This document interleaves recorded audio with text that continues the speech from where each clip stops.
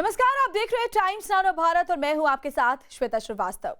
आज की खास रिपोर्ट में हम बात करेंगे एक ऐसी खतरनाक बीमारी की जो हर साल बरसात के मौसम के साथ लौट आती है, डेंगू। जी हां, ये वही डेंगू है जो मच्छरों के काटने से फैलता है और समय पर इलाज ना होने पर जानलेवा भी साबित हो सकता है। हर साल हजारों लोग इसकी चपेट में आते हैं, अस्पतालों में भीड़ लगती है और सबसे चिंता की बात, ये सब शुरू होता है एक छोटे से मच्छर से। National centre for vector borne diseases के आंकड़ों के मुताबिक साल 2024 में डेंगू के 2,33,519 केसेस रिपोर्ट किए गए और कई लोगों की जान इस बीमारी की वजह से चली गई। आज हम जानेंगे डेंगू फैलाने वाले मच्छर कौन से हैं, किन लक्षणों को नजरअंदाज नहीं करना चाहिए और आप और आपके परिवार को इससे कैसे बचाया जा सकता है। इसीलिए 15 जून यानी आज वर्ल्ड डेंगू डे के मौके पर हम लेकर आए हैं खास इनिशिएटिव साथ लड़ेंगे डेंगू से, all out initiative supported by Indian medical association. इस खास कार्यक्रम में आज हमारे साथ मौजूद हैं देश के जाने माने डॉक्टर्स और विशेषज्ञ। तो चलिए इसी कड़ी में आगे बढ़ते और शुरू करते हैं आज की हमारी ये महत्वपूर्ण चर्चा। सबसे पहले मैं खास मेहमानों से आपका परिचय कराना चाहूंगी। आज के हमारे जो मेहमान हैं हमारे साथ जुड़े हुए हैं डॉक्टर संजीव बगाई, चेयरमैन और एमडी हैं नेफ्रॉन क्लिनिक्स के। सर बहुत बहुत स्वागत है आपका। और साथ ही हमारे साथ डॉक्टर के मदन गोपाल भी जुड़े हुए हैं, adviser public health administration, national health system resource centre, ministry of health and family welfare से। सर आपका भी बहुत बहुत स्वागत है। और साथ ही हमारे साथ प्रोफेसर डॉक्टर नरेंद्र कुमार सैनी भी जुड़े हुए हैं, former secretary general of IMA, professor of microbiology, BST medical college, member ESI board, chairman IMA AMR standing committee के हैं। सर आपका भी बहुत बहुत स्वागत है। तो सबसे पहले बात करेंगे डॉक्टर बगाई आपसे कि भारत में मुख्य मच्छर जनित बीमारियां कौन सी हैं, कौन सी बीमारियां हैं जो इनमें बहुत ज्यादा कॉमन है यानी बहुत सामान्य है, और क्या जो भौगोलिक स्थिति होती है, दायरा होता है, उस पर भी कुछ बीमारियां हैं जो सीमित हैं? ये जो पूरी जो हम स्पेक्ट्रम ऑफ डिजीजेस को कहते हैं उसे हम कहते हैं vector borne diseases. Vector borne diseases ज़्यादातर मस्कीटो से आते हैं। मस्कीटोस 3 प्रकार के होते हैं। जो नॉर्मल मलेरिया होता है जो हम सालों से देखते आ रहे हैं वो एनोफिलीज मस्कीटो से आता है। जो एडीज मस्कीटो है ये ज़्यादातर डेंगू स्प्रेड करता है। और फिर बाकी डिजीजेस हैं जैसे Zika, western Nile fever, haemorrhagic fever, काफ़ी और भी बीमारियां हैं जो मस्कीटो से आती हैं। ये डेंगू पर्टिकुलरली जो है ये एंडेमिक है, 100 कंट्री से ज़्यादा एंडेमिक है। भारत में 12 महीने ये देखा जाता है, बट बारिशों के मौसम में जहाँ ये मस्कीटोस पलते ज़्यादा हैं, प्रोड्यूस ज़्यादा करते हैं, तब ये डिजीज़ ज़्यादा उभर के आती है, स्पेशली ह्यूमिडिटी में और स्टिल्ड वाटर में। बिल्कुल। तो देखिए जैसे कि हम हमेशा सुनते हैं कि पानी इकट्ठा नहीं होना चाहिए, कम से कम ये बात तो हम सब जानते हैं और इसलिए बहुत ज़रूरी है। और क्या क्या मेजर्स प्रिकॉशंस हम ले सकते हैं वो भी आगे जानेंगे। लेकिन डॉक्टर के मदन गोपाल आपसे मैं ये समझना चाहूँगी कि मच्छर जनित जो बीमारियाँ हैं उनके मामलों में भारत अगर अन्य देशों की हम तुलना करें तो हिंदुस्तान की स्थिति क्या है? धन्यवाद। जैसा आपने बताया शुरू में ही, ये डेंगू की जो समस्या है, तो ये समस्या सभी विश्व भर में ही प्रायः जहाँ पे भी अर्बनाइजेशन हो रहा है, अर्बन फेनोमेना है, शहरीकरण के जो फेनोमेना है, वहाँ पे डेंगू प्रायः है। मलेरिया की भी समस्या है, लेकिन मलेरिया मोर और लेस ग्रामीण क्षेत्रों में, आपके फॉरेस्ट वाले एरियाज में और जो ट्राइबल एरियाज में वहाँ पे प्रमुखता से चला गया। तो विश्व में भी देखा जाए तो मलेरिया की स्थिति के हिसाब से देखा जाए तो काफ़ी कंफर्टेबल सिचुएशन है। अगर आप देखेंगे जो हम लोग इंडिजिनस मलेरिया की बात करते हैं कि आपका जो लोकल लेवल पे मलेरिया जितना है, उसमें बहुत सारे अभी जो जिले हैं उसमें मलेरिया तो कम हो गया है। लेकिन डेंगू की समस्या भी बनी हुई है। जैसे आपने बताया था कि 2,33,000 करीब मामले देखे गए थे, जिसमें 236 मौतों का रिकॉर्ड हुआ था तो 2024 में। तो ये आप देखें, लेकिन उसी तरह से देखेंगे तो मलेरिया के 1.65 लाख केसेस कभी रिपोर्ट हुए थे। काफ़ी डेथ्स जो है मलेरिया की काफ़ी कम हो गई हैं। और उसके अलावा और दूसरी जो चीज़ें हैं, जैसे मैं और ऐड करना चाहूँगा, जो मच्छर जनित जो रोग हैं, जो इंडिया में जो प्रमुखता से देखा जाता है, वो एक तो आपका डेंगू है, दूसरा मलेरिया है, तीसरा चिकनगुनिया है और चौथा आपका जीका वायरस, जापानीज एन्केफेलाइटिस और लिम्फेटिक वायरसेस। ये प्रमुखता से मच्छर जनित रोग हमारे देश में पाए जाते हैं, देखे जाते हैं। तो डेंगू जो है प्रायः आपके अर्बन एरियाज में, सेमी अर्बन एरियाज में और जहाँ-जहाँ पे भी जो बसावट जो डेंसली पॉपुलेटेड एरियाज हैं, जहाँ पे क्लीन कलेक्शन ऑफ वाटर की संभावना बढ़ती है, वहाँ पे देखा जाता है। मलेरिया जैसे मैंने बताया कि वहाँ पे रूरल एरियाज हैं आपके, तो मेनली रूरल एरियाज में फोकस रह गया है और वहाँ पे भी फोकस हो रहा है कि इंडिजिनस है या इम्पोर्टेड है, उस पे फोकस कर रहे हैं। उसमें काफ़ी धीरे-धीरे कम होता चला गया मलेरिया भी। और आप दूसरा देखेंगे जीका वायरस है, चिकनगुनिया, चिकनगुनिया भी काफ़ी स्पोरेडिक है, कहीं-कहीं पे होता है, कहीं नहीं होता है, इस तरह की चीज़ें हैं। और लिम्फेटिक फाइलेरियासिस नॉर्दर्न एरिया और आपके नॉर्थ ईस्टर्न एरियाज़ में लिम्फेटिक फाइलेरियासिस है। लेकिन आपका प्रश्न रहता है कि विश्व की समस्या विश्व में हाँ, विश्व में as compared to other countries we do have a problem. Other countries also have a problem of dengue because आपका जो शहरीकरण है, शहरीकरण के कारण जो माइग्रेशन होता है, जो लो लाइंग सिचुएशंस होती हैं, तो प्रमुखता से इवन जो विकसित देश हैं, वहाँ पे भी डेंगू की समस्या आ रही है और बहुत सारे उसमें मॉडल्स निकालने की कोशिश करते हैं, कैसे डेंगू से हमें निजात पाया जाए। और अब सवाल डॉक्टर नरेंद्र सैनी आपसे ये समझने की कोशिश करेंगे। हमने बात तो की एज अ इंडिविजुअल कि हम अपने कैसे घरों के लिए हाइजीन मेंटेन कर सकते हैं, मच्छरों से बच सकते हैं, लेकिन अगर डिफरेंट स्टेक होल्डर्स की हम बात करें तो साथ आकर डेंगू से कैसे लड़ाई की जा सकती है, कैसे लड़ा जा सकता है? देखिए, डेंगू एक प्रिवेंटेबल डिजीज है। साथ लड़ेंगे। इस साथ में कौन कौन होगा? इस साथ में होगा एक इंडिविजुअल जिसके घर में डेंगू हो रहा है, नहीं होना चाहिए। मच्छरों को पानी नहीं रखने दे, मच्छरों से अपने आप को बचाव करें, मॉस्किटो नेट लगाए, वेपोराइज़र, इंसेक्टिसाइड, इतनी सारी चीज़ें उपलब्ध हैं मार्केट में, उनका इस्तेमाल करें, मच्छरों को ख़त्म करें। उसके बाद आता है गवर्नमेंट का काम।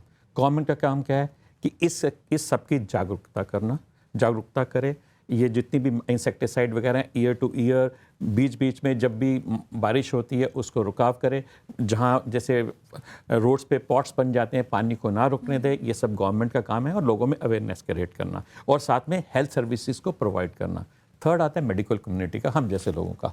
हमें जागरूक रहना है, अपने हॉस्पिटल्स को तैयार रखना है कि वहाँ पर मरीजों की सुविधाएं, अपनी लेबोरेटरीज को तैयार रखना है कि वहाँ पर हमारी जो है जांच हो पाए। तो यदि हम सब तीनों मिलकर काम करेंगे, जागरूकता फैलाते रहेंगे, तो ऐसा नहीं है कि हम इसकी रोकथाम नहीं कर सकते। हम सब मिलकर डेंगू को रोक सकते हैं।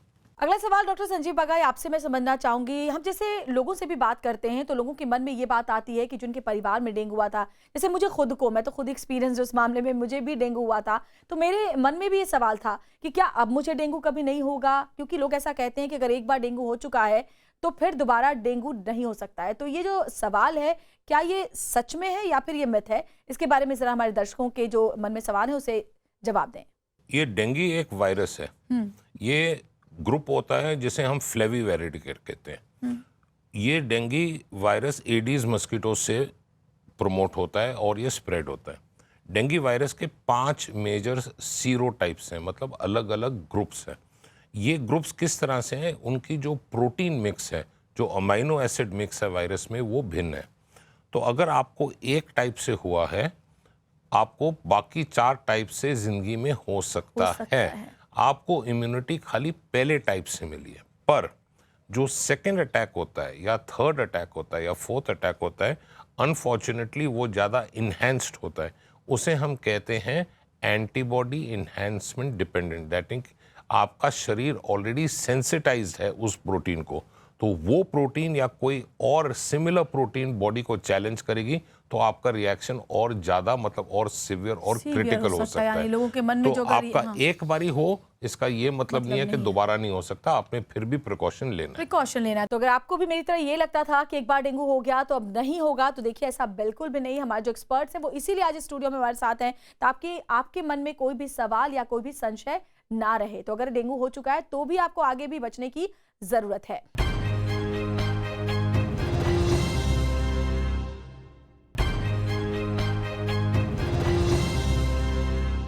चलिए अगला सवाल डॉक्टर के मदन गोपाल आपसे समझना चाहूंगी, क्योंकि बहुत सामान्य सी बातें हैं। डेंगू बुखार को आप वाकई बुखार से कैसे अलग समझ सकते हैं? यानी कि डेंगू बुखार के स्पेसिफिक लक्षण कौन से हैं, ये बाकी बुखार से कितना अलग है, और क्या इसे पहचानने का कोई तरीका है?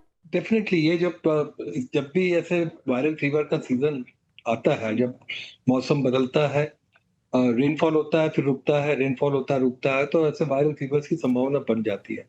जब ये वायरल फीवर होता है तो बहुत आसान है इसको पहचान। अगर फीवर किसी को आता है, किसी को बुखार आया, वो एकदम से बुखार आया, तो उसकी संभावना ये होती है कि आप उसको डेंगू सस्पेक्ट कर सकते हैं।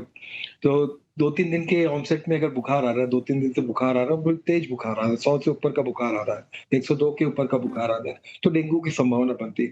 बल्कि मलेरिया में 7 से 8-10 दिन का बुखार रहता है, जैसे जाड़ा लग के बुखार आता है, मतलब fever with chills and rigors बोलते हैं, जाड़ा लग के बुखार आता है। बाकी जो सीजनल फ्लूज वगैरह रहते हैं उसमें तो थोड़ा माइल्ड फीवर रहता है, थोड़ा मेलिस रहता है, जो आपके सामान्य लक्षण रहते हैं ना, थकावट लग रही है, तो वो वाले लक्षण रहते हैं।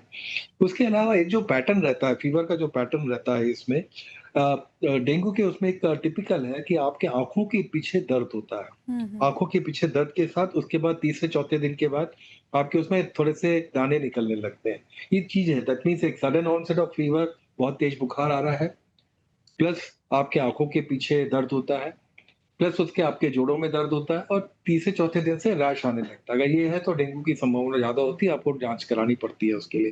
जी सर, उसके एक अलावा एक और छोटा जो सा चीज़ सवाल, माफ होती कीजिए है, आपको रोक रही हूँ। प्लेटलेट्स बहुत डाउन होने लगते हैं, इस तरह का भी मानना है लोगों का कि जब डेंगू होता है प्लेटलेट्स बहुत तेजी के साथ पहले नीचे तो ये गिरते हैं। बुखार के लक्षणों के हिसाब से आप देख लें कि कैसे हम लोग कर सकते हैं। उसके बाद नेक्स्ट है जब जाँच कराते हैं, एक तो डेंगू एंटीजन की जाँच कराएँ, फिर दूसरा डेंगू के साथ-साथ प्लेटलेट भी देखते हैं। बुखार के साथ-साथ प्लेटलेट, कोई भी वायरल फीवर में थोड़ा प्लेटलेट्स के ऊपर स्ट्रेस रहता है, कम होते हैं, लेकिन डेंगू में प्लेटलेट बहुत कम हो जाते हैं। और उसके बाद this is a red flag, अगर ये प्लेटलेट कम हो रहे हैं, आपके 2000 से कम हो गए हैं, तो इमीडिएटली मेडिकल इमरजेंसी हो जाती है, वहाँ जाना ही पड़ता है। लेकिन प्लेटलेट पे नज़र रखनी है, और प्लेटलेट कम नहीं हो, जी। कोई भी वायरल फीवर में थोड़ा स्ट्रेस रहता है प्लेटलेट के ऊपर, कम होते हैं, उससे डरना नहीं है। अगर प्लेटलेट आपके कम होने लगेंगे, बहुत ज़्यादा कम हो गए, तो ये रेड फ्लैग है और आपको इमीडिएटली इलाज कराना और प्लेटलेट ट्रांसफ्यूजन कराने की आवश्यकता पड़ती है। यानी मच्छरों से बचना है, डरना नहीं है, और अगर आप इसे अच्छे विल पावर के साथ आगे बढ़ते हैं तो आपको एक बार डेंगू हो भी जाता है तो वो ज्यादा नुकसान नहीं पहुंचाएगा। लेकिन बेहतर यही है कि डेंगू से बचाव के उपाय हम पहले ही ले लें, क्योंकि prevention is better than cure. अब चलिए आगे बढ़ते हुए डॉक्टर बगाई, आपसे एक और सवाल मेरा ये है कि क्या हमारी स्वास्थ्य सेवा प्रणाली डेंगू के स्थानिक और महामारी प्रकोप से निपटने के लिए सुसज्जित है?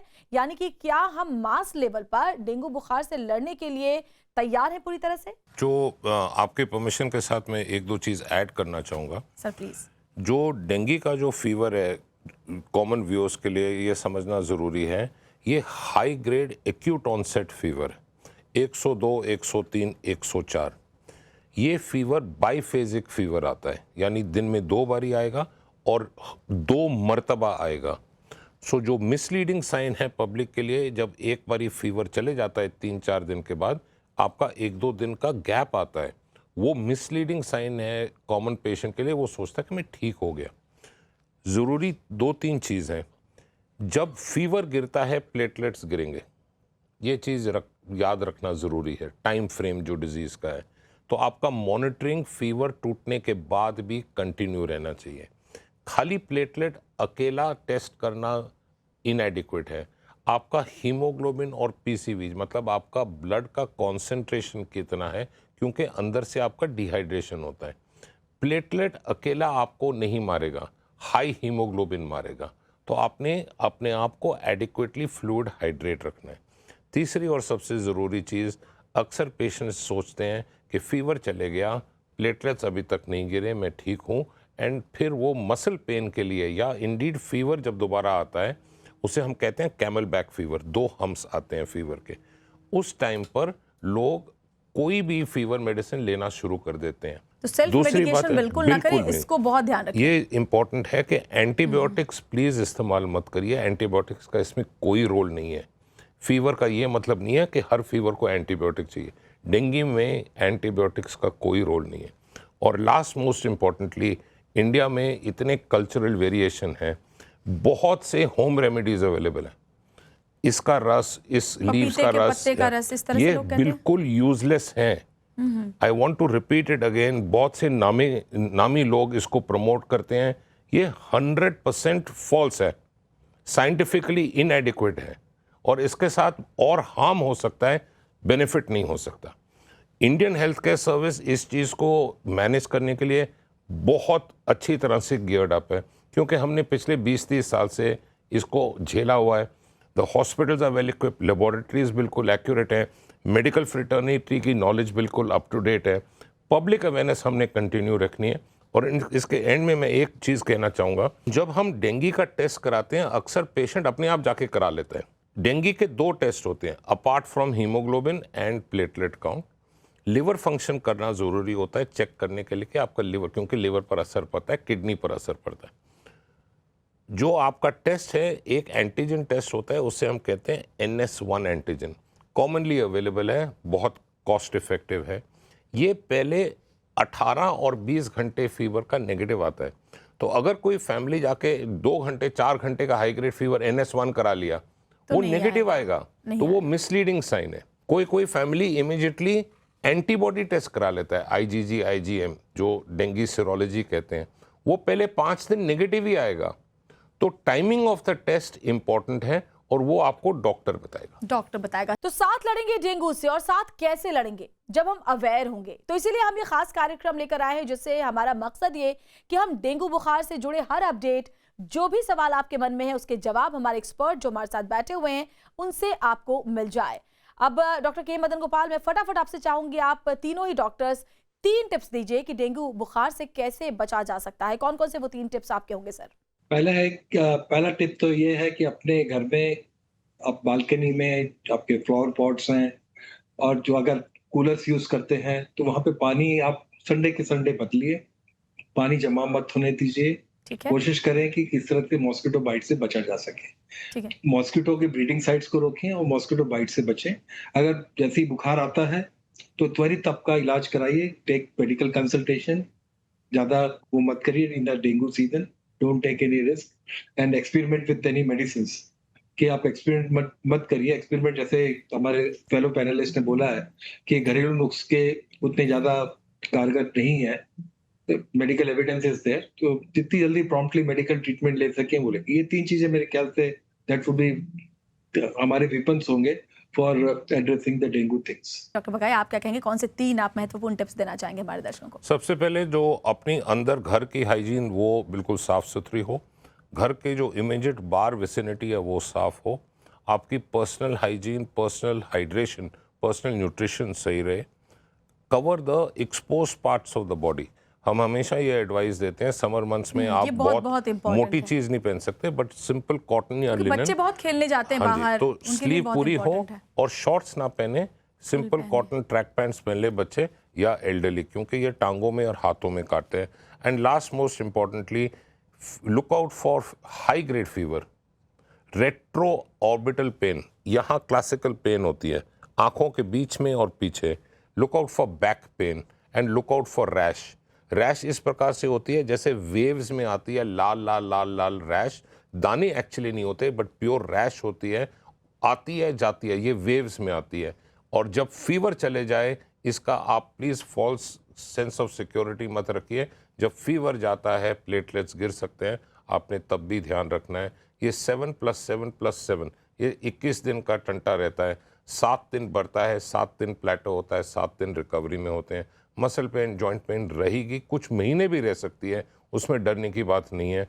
वल्नरेबल ग्रुप है बहुत छोटे बच्चे और जो कोमॉर्बिड कंडीशंस है, उनको स्पेसिफिकली बच के रहना है। अच्छा, एक बहुत छोटा सा सवाल वो जो मेरे मन में और दर्शकों के भी मन में होता है कि क्या ऐसा मानते हैं कि सिर्फ उजाले में ही ये मच्छर काटते हैं?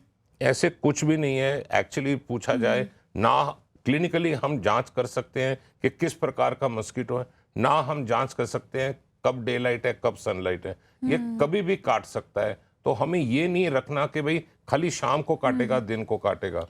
बी केयरफुल कि आपका घर सिक्योर रहे एंड आपके expose parts of the body cover रहे। एक जस्ट ऐड करूंगा क्योंकि आपने एक स्पेसिफिक क्वेश्चन पूछा है। तो यदि डेंगू की बात करें theoretical purpose, pre dawn and sunset से पहले और सनराइज से बाद, ये सबसे ज्यादा चांसेस होते हैं डेंगू के काटने के, मच्छर के। जी डॉक्टर सैनी, आप कौन से 3 टिप्स देना चाहेंगे हमारे दर्शकों को? पहला, क्रिएटिंग अवेयरनेस।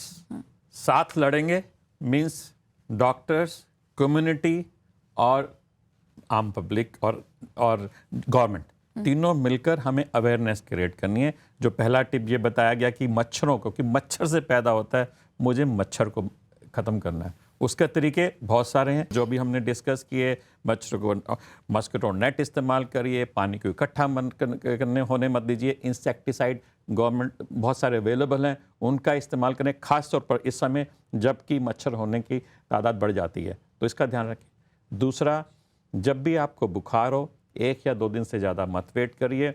अपने आप बिल्कुल दवाई नहीं लेनी, जाइए डॉक्टर के पास। और आज की तारीख में सब आसान है। हमारे पास कोविड भी हो रहा है, डेंगू भी होगा, किसी को, आम आदमी को नहीं पता लग पाएगा। इसलिए डॉक्टर के पास जाएं, कंसल्ट करिए और जो वो जांच करें अपनी जांच करवाएं।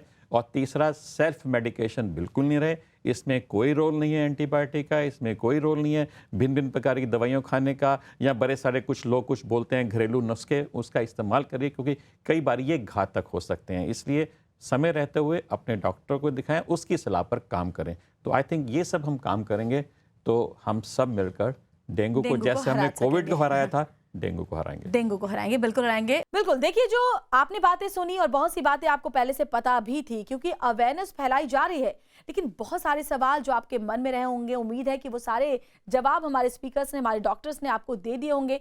पर देखिए मेन बात यह है कि मच्छरों से खुद को बचाना है, साथ मिलकर आगे आना है और डेंगू को हराना है। और सबसे महत्वपूर्ण बात यही है कि डेंगू के खिलाफ ये लड़ाई अकेले नहीं लड़ी जा सकती। इसके लिए पूरे समाज को एकजुट होना होगा, हर घर तक जागरूकता पहुंचानी होगी, हर व्यक्ति को सतर्क रहना होगा। साथ लड़ेंगे डेंगू से तभी हम जीतेंगे। और इस खास कार्यक्रम का मकसद ये है, हम अपने तमाम मेहमानों का बहुत दिल से धन्यवाद करते हैं, तीनों ही का। डॉक्टर साहब दोनों का भी बहुत बहुत धन्यवाद। डॉक्टर के मदन गोपाल, आपका भी बहुत बहुत धन्यवाद। आपने अपने विचारों से एक सही दिशा हमारे दर्शकों को दी। और महत्वपूर्ण बात यह कि डेंगू के खिलाफ ये लड़ाई हम सबको मिलकर लड़ना है। मुझे, आपको, हम सबको, पूरे समाज को एकजुट होना है क्योंकि साथ लड़ेंगे डेंगू से all out initiative supported by Indian medical association पर हम सभी मिलकर एक साझा संकल्प लें, साथ लड़ेंगे डेंगू से। नमस्कार और धन्यवाद।